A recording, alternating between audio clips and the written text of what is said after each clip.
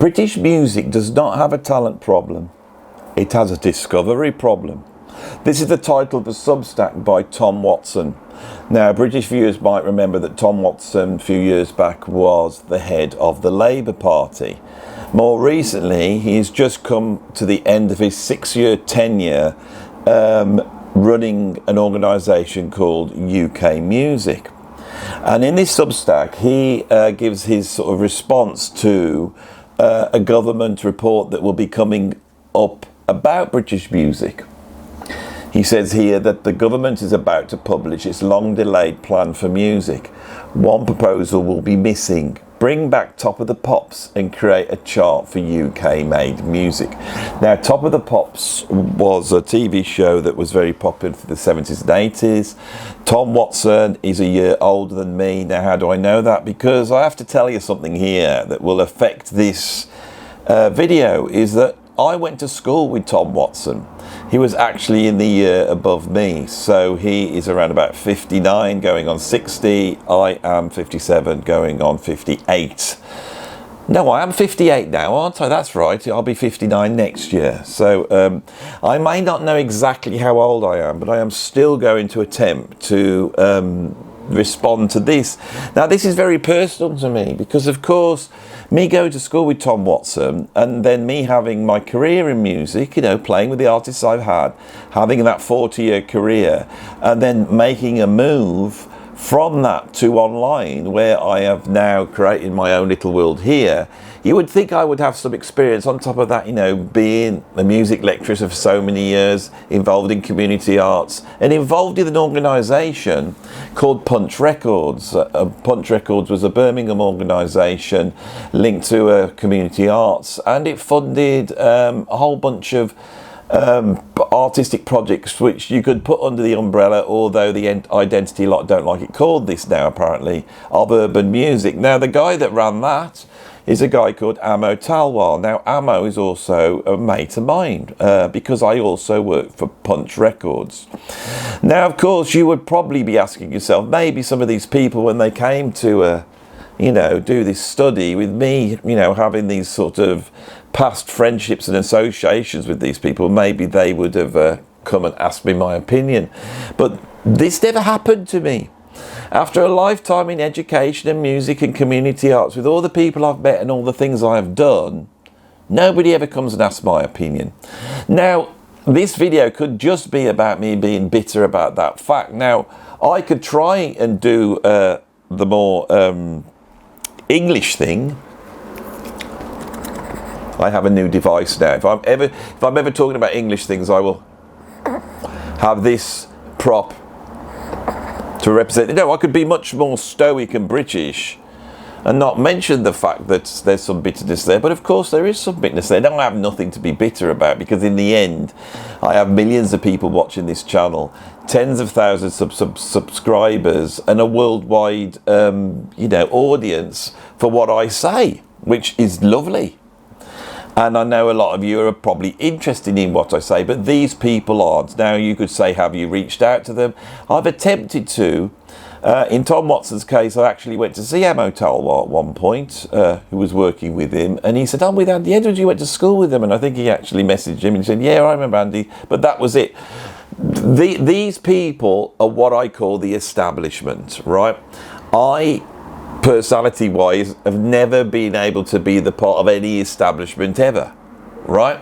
Now, that's a bad thing in many ways. And although I've worked for the Arts Council under various funded projects, and though I've worked within establishment education, and I've worked at the top end of the music industry for a few years at least, I never quite fitted in. I was never able to carve out a career like Tom Watson or Amo Talwar has, both of whom aren't actually musicians. I would describe Tom as a music fan. Amo, in the old days, ran a record shop, and he had got a lot of experience, you know, as really coming from the punter side of music. Musicians are very seldom, you know, consulted when it comes to these matters. So every time I see one of these things, yeah, there is a certain side of me that goes, oh, they never come and ask me. Well, they're not going to. They would have never thought of asking me. I am outside the remit of these people. This is the establishment. And my first thought is, when British music was incredible, you know, when we did rule the world and me and Tom Watson were running home every Thursday to watch Top of the Pops, what was the government doing then to help Pink Floyd and Led Zeppelin? The answer is nothing. Why? Because it didn't need to. The idea that we have a music industry and the government's going to get involved in it, how?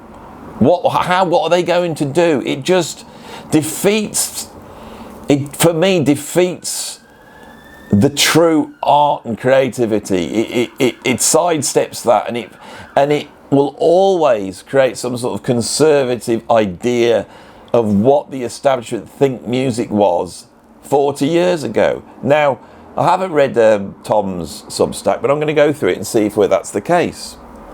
So let's just go through this, shall we? The talent is where it always was, in tiny bedrooms, garages, and the back rooms of bars. What has collapsed is the machinery that carried it from there to the rest of us. And the BBC, which built the best of that machinery, can help build its replacement. This is absolute nonsense, and this is the thing, right? The talent is in tiny bedrooms. Doing what? Making music on computers. Does nobody ask whether the move to computerized music and now AI music has actually started to create music that people don't really want to listen to?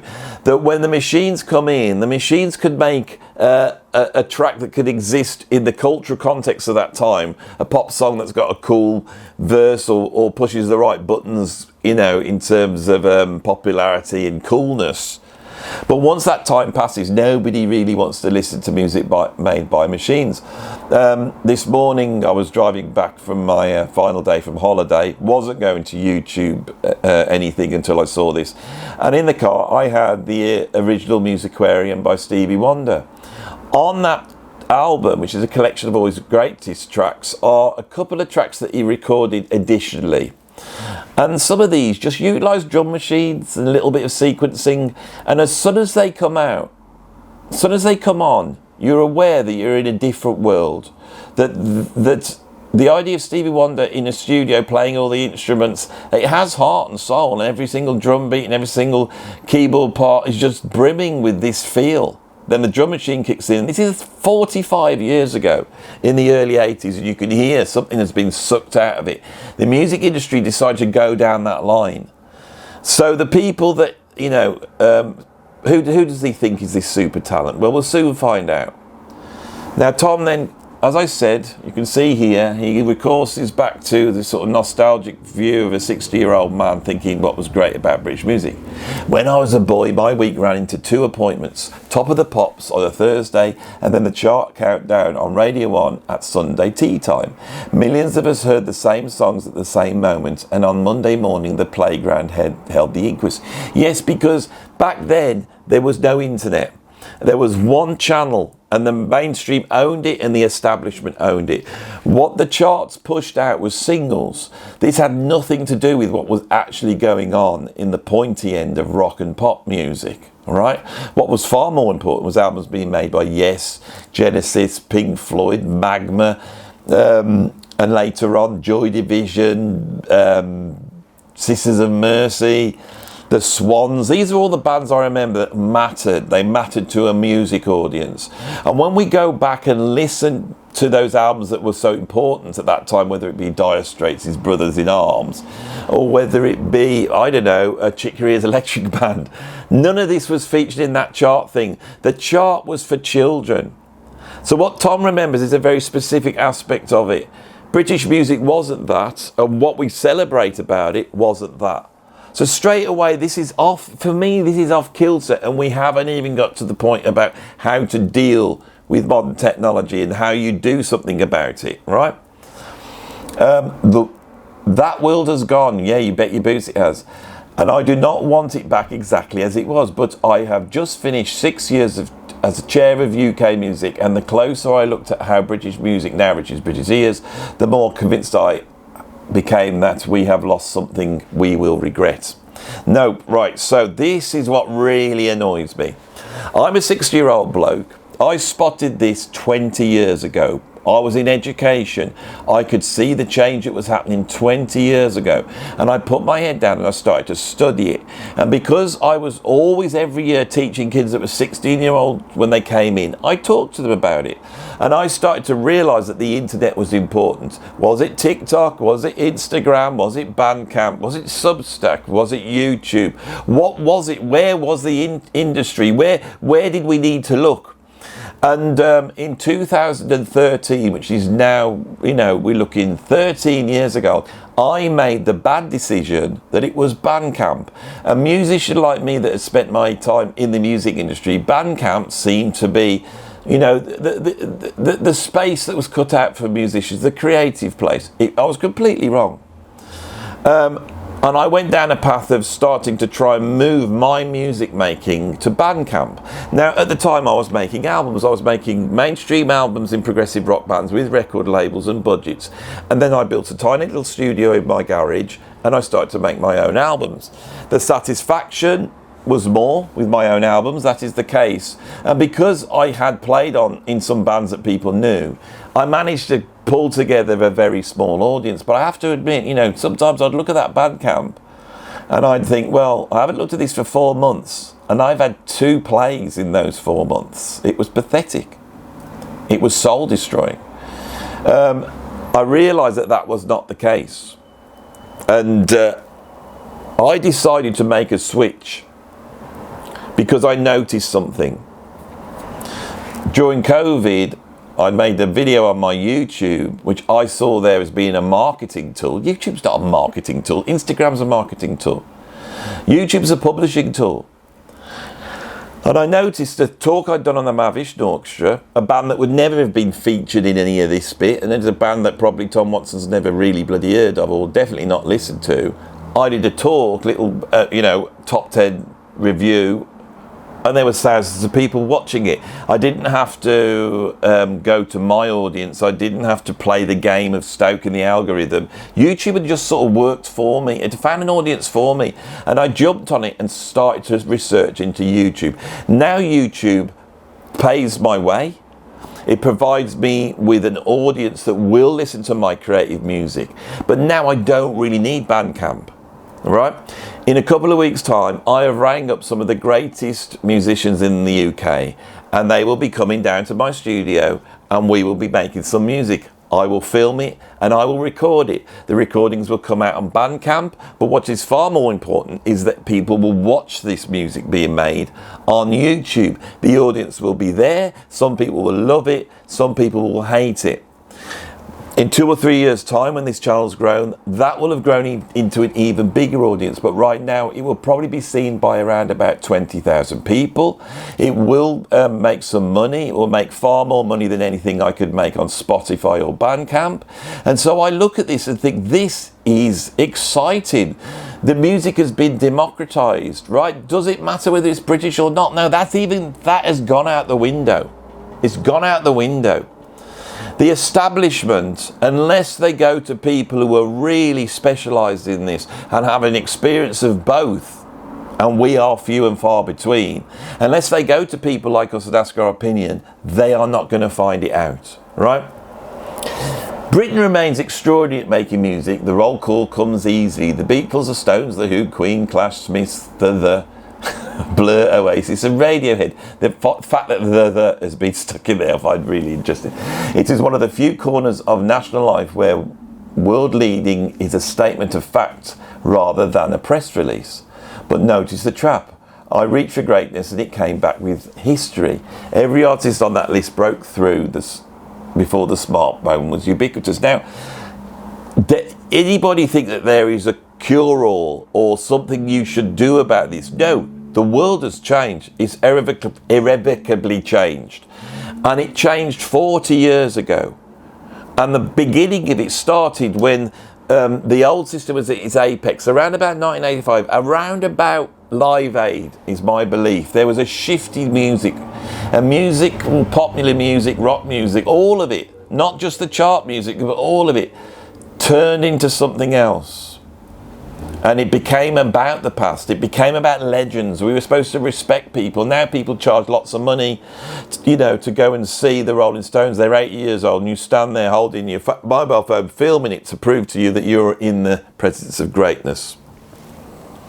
You have to understand this. You have to understand fundamentally the change that has happened in the music scene, and where the money is, where the interest is, and where the audience is. This is treating it as though something's gone wrong. Nothing has gone wrong. This is better than it was before. I promise you, this is better. All right? But we are listening to people and taking advice from people who have no understanding of this. And they don't have the wherewithal to know that they have no understanding of this. Here is what should worry us, and it is no longer a hunch. In 2025, only 15 of the UK's 40 biggest albums were made with the involvement of a British artist. No, because now music making is international. All right? It's just so easy. There are no borders. You don't get a record deal and distribution for your country and then have to negotiate distribution for wider country and do all that. You don't have to break America. You can break wherever you want. This is an advantage. Only 5 were frontline releases, the other 10 were back catalogue items. Yeah, I know, because we have no longer a chart. We no longer have the separation between new music and old music. It doesn't work like that.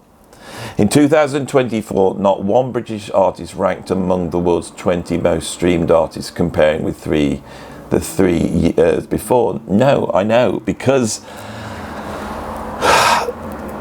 the American market, which really stokes that, has been influenced by the Latin American market, and it's opened up in a way where, and this is something that has to be looked at. One of the advantages we had in the United Kingdom is the fact that we shared the same language as America, right?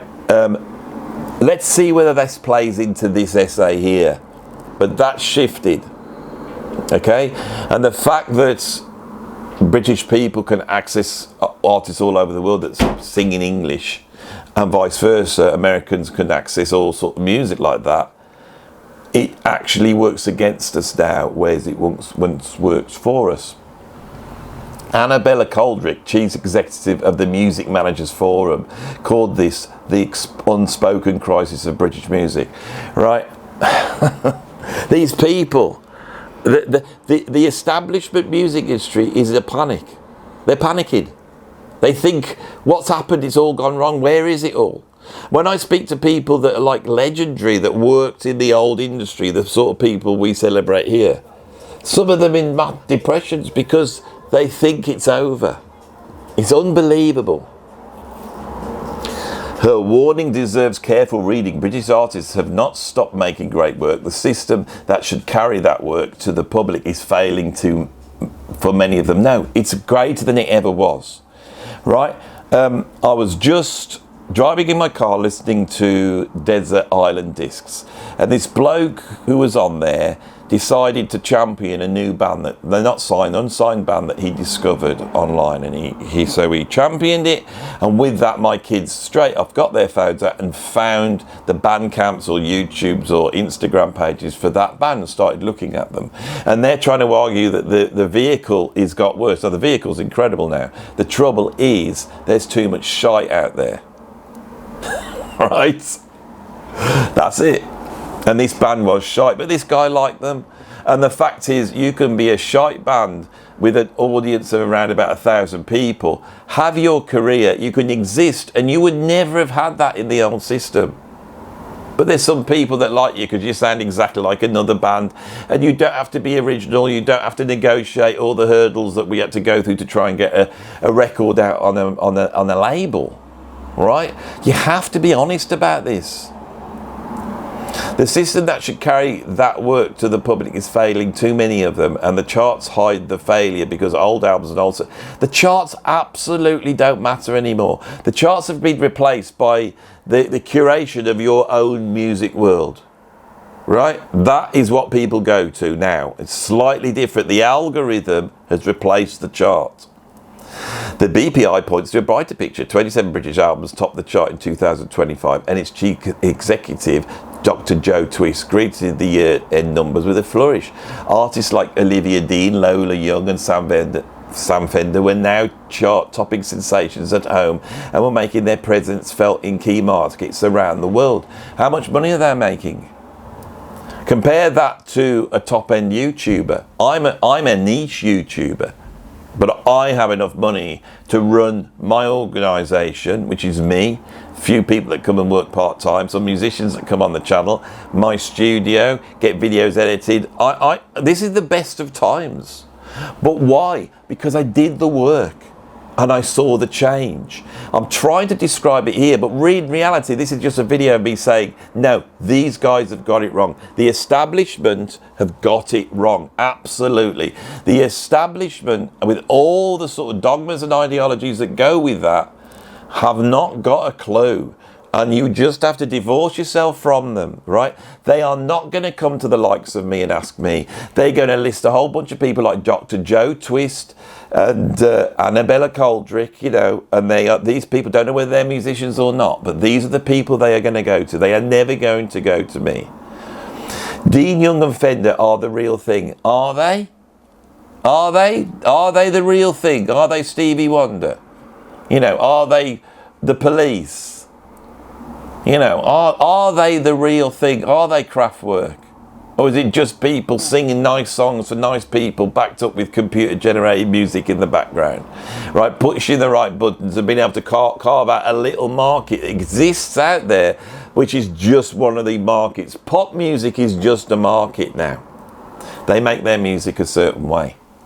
Jazz artists, prog artists, experimental artists, all the other people they make, if they know how to make their money, are making money the other way. This is the key. It's about money. If an artist can't sustain themselves, there's no career there. All right? This has been democratized. The artists who understand it and understand how to change absolutely every aspect of their music making, so they lose the idea of the album, they lose the idea of the gig. You have to just throw away absolutely everything. Everything that this establishment is trying to preserve, and all they're going to do is just stick it into a museum. That's all that's going to happen. There will be a museum somewhere for this. People are going to buy more records. They're going to buy more vinyl next year. They're going to buy more CDs, right? That's going to carry on happening. This is all incredibly healthy, right? Some of these CDs and albums that they buy won't chart. They won't even be registered because the artist won't be working within that remit. I use Elastic Stage to sell my vinyl and CDs now, and I'm pretty sure none of that is charted. None of it matters because I sell in the tens, but I'm happy with that. I'm happy with that.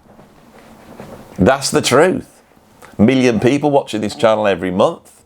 People listen to the music I make, all the musicians I feature, and yet when I put an album out on Elastic Stage, vinyl or CD, the links are down below if you want to check them out, I sell in the tens. That's what you have to be able to get through. That's how it works. Now, if, I don't know, who would be the best person? If Rick Beato, if Rick Beato tweeted, oh, Andy's album's amazing, right? Suddenly I'm selling more albums. When Rick Beato said, this is Andy Edwards, he's got a channel, I watch it and I quite like it, blah, blah, blah. That made me money, actual money. That is where the marketing has to be. There's no talk about how to make a British version of that. But a British version of that would be pointless.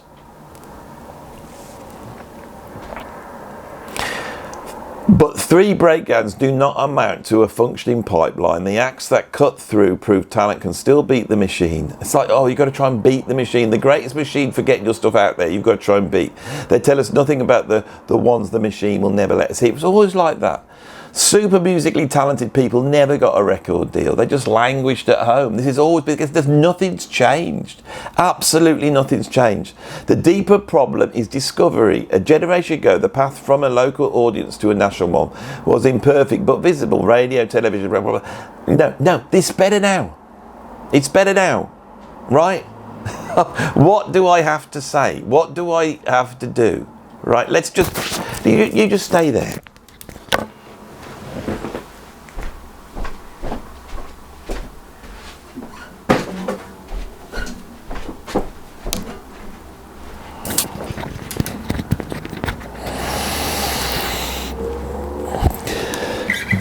I'm going to do a song for you now. Now this song, because my videos at the worst will do 5,000 or 6,000 views. So 5,000 or 6,000 views are going to see this song. If they like it, they can rewind it back. I'm going to make it up right now. It's going to be awful, but it doesn't matter because I understand the vehicle for getting music out there. Tom, if you're watching, I am about to put music out there without any of your things. It's going to reach an audience. This is British music. Here we go. Tom, you've got it wrong. You've got it wrong again. You don't really understand how the internet has changed everything now. Tom, you've got it wrong. You got it wrong. Why didn't you come and see me? Am I just a bloke who is like a little flea on the back of the establishment? It really doesn't matter what. I think it doesn't matter. Tom, oh, you've got it wrong. You've got it wrong again. Yeah, Tom, you've got it wrong. You got it wrong again. Everybody, Tom Watson has got it wrong. He's got it wrong again. Oh, everybody, Tom Watson has got it wrong. He's got it wrong again.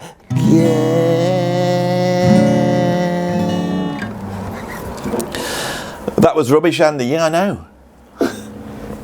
That's how easy it is to get a song out there now. British artists, I'm here for you. Come on my channel. Give us a message. Right, I become the gatekeeper now, not the labels. If I think I should, you know, and why would I put you on? I don't know. What's my criteria for putting people on my channel? I don't know actually. It would be a good idea to find what us influencers, us people who do have an audience, what acronym they haven't asked us, have they? What's the answer? We ask. What's the answer? Right, let's scoot down. Because after a lot of stuff here it is. We've got a conclusion here now. Which is why the BBC should bring back Top of the Pops. Tom Watson's idea is we bring back Top of the Pops. Not the old programme dragged from the archive in a cloud of dry ice. The format is a period piece. The idea that has never been more useful. It created a shared weekly moment when new music became visible. I thought that Top of the Pops was a weird establishment plan to put very, very young girls in the vicinity of establishment paedophiles. I thought that's what it was all about, was it not? You know, should we really want to bring this back, do we? Or does Tom suggest we don't have that aspect anymore? Right? Build the digital age version for the world as it is. iPlayer first, clip friendly, live live where it can be, serious about curation. Put the official this is it, you see. Right, so what are we going to do? Right, now, my idea is you scrap the BBC. Just scrap them. And you say to everybody, you're still going to have to pay the licence fee, but we'll stick it into the NHS instead. Right, we're just going to scrap the BBC. And they all those establishment types, they will have no jobs. That's it, they have to go with it. What do we do? Well, don't come talking to me now. How about this? You create a database of British influencers like myself, right? You look at the numbers and then you work with management to place people on YouTube channels like mine. That would be so much better. You don't have to go to iPlayer. Who wants to bloody go to iPlayer? You don't have to get the BBC to do it. Because with the BBC comes a whole bunch of shite. Right, and what the worst of this is, they're going to try and preserve the idea of popular music. All right? Angelique de Poitrine, or whatever they're called, right, have proved that that's not the case anymore. That actually, when it comes to online, people want to be entertained, they want their minds blown. They want to be able to listen to music, and you have to respect the music fan. Us music fans are more important now. In the old days, in the days of the great period of pop and rock music that lasted from 1955 or what it was to around about 2005, that period, what happened is the industry were marketing music to non-music fans. and there was a lot of money to be made. I don't think that's going to exist anymore. Those people are now celebrities, and they will act like celebrities, right? They will have a different place because the mechanism is able to give more of them to the audience. Music is now going to have to shrink, and the profits are going to have to be drawn from bands that make music for audiences that really like music. And I'm afraid a lot of these establishment types, they like the idea of pop music, and they like the music that they grew up listening to. But if you were to sit down and give them sort of experimental model classical music, minimalist music, electronic music, extreme avant-garde jazz, all the stuff that I talk about on this channel, they would just be going, well, what the hell's this? People aren't going to like this, are they? Yes, they are. These people are so removed. They are so removed. So I have to be honest, although I sometimes feel a little bit like here I am, you know, in the sort of latter end of my career, a lot of knowledge, a lot of experience, and that experience has proved to be interesting to an audience out there. And I believe in shifting from being a professional musician that taught to a creative musician online who now teaches online. That is basically that transfer over. And all the experience I've gained from chatting to other YouTubers and seeing how they act. And there's all sorts of other influencers as well, people on TikTok, people on Instagram. These have all got their role to play. But how about establishment? You come and talk to someone like me. You don't want to, do you? I mean, these guys, I know. I grew up with them. Maybe they don't know what I've done. That frightens me, because anybody who's worked in the industry, the way you network is by knowing what people do. Right? You go to some party and all the people, and you go, hello, what do you do? I work for so-and-so rec company. I'm a publisher. Oh, so how's that work then? Oh, blah, blah, blah. And while you're talking to them, you work out how they can help you. Right? I know that I was cast aside. I know it happened to me. I had a breakdown because of it. That's fueling all this. I'm not going to cover it up. Right? I'm not going to cover it up. But these people don't know what they're talking about. That's the bottom line. Now, I know them. They might get all upset. They might watch this. They probably won't even know this is going on. That's the worst of it. They won't know that there's thousands of people, probably more than they're reading this actual Substack here. There's thousands of people out here taking this in through my viewpoint. All right? Because actually, my viewpoint has proved to be at least interesting to a whole bunch of people out there. There is so much I could explain here. There's so much under the surface of what happened to me in the education system, what happened to me in the wider music industry, and it fuels me, and I'm miffed. But my miffage is the energy which makes me carry on, and not just be some old bloke who's quite satisfied. I'm not satisfied with things. And what I'm really not satisfied with is those truly creative musicians out there, the ones who suffer with the mental health issues, the ones with the self-loathing, the ones that can't get material out there because it's too perfect, and they know that, no, they need it to be perfect, and they can't get it out there. And even if they were to get it out there, then they would become depressed as it fell on deaf ears. All right? I want to try and explain away the bullshit, because that's the problem. That is the problem, is at the moment the establishment wants the establishment music industry back, but sort of all nice and shiny and digital, right? But the change has happened, and the change is incredible. We don't need to change anything except our idea of what music is. Thanks for watching. See you on the next one.